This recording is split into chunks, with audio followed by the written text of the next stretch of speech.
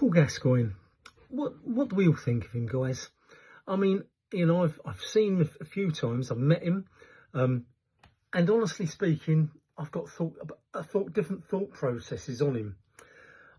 As a footballer, I have to tell you now, he, in my opinion, is the best English footballer I've ever seen play, and I really believe that. We can talk about the Bobby Moores and the Jimmy Greaves of the world. I'm talking about in my lifetime as well, and he was just brilliant. He had everything. He seriously skilled. I watched him, virtually every week when he was playing for Lazio. I just don't think I've seen a player that brilliant. Honestly, an English player that brilliant. He was unbelievably good.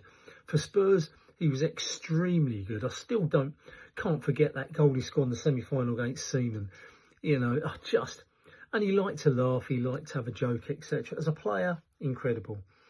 I've met him a few times, a couple of times not with him, in a restaurant once where he was celebrating his mum's birthday with Paul Stewart and Paul Shaw. Linda Lusardi, Page 3 girl, was there with her husband.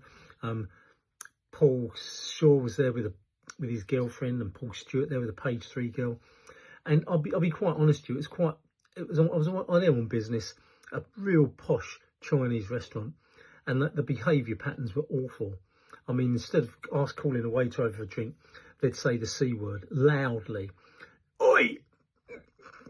To call a waiter over for a drink. I mean, Gascoigne wasn't the guy. I mean, he sat there, the calmest and quietest of all. They stripped off half naked, dancing around this restaurant, dancing close to each other. They put cream on the girls' faces with their mouths. It was appalling, the behaviour. And, I've seen Gascoigne only a couple of 2-3 years ago in a Premier Inn near Southampton, where he was taken off I think he was going onto an airline, flying overseas. And my understanding is, because he was so inebriated, they had to ask him to leave, and they put him in a Premier Inn, which just happened to be there.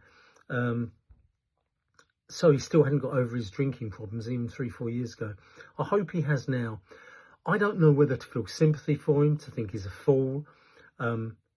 He's lost so much money, just thrown it away. My overall, I've met him a couple of times as well, other than that. So, and he's always been a decent bloke. I think, honestly, I feel a bit sorry for him in many ways. I think he just wanted to, he was the centre of attraction.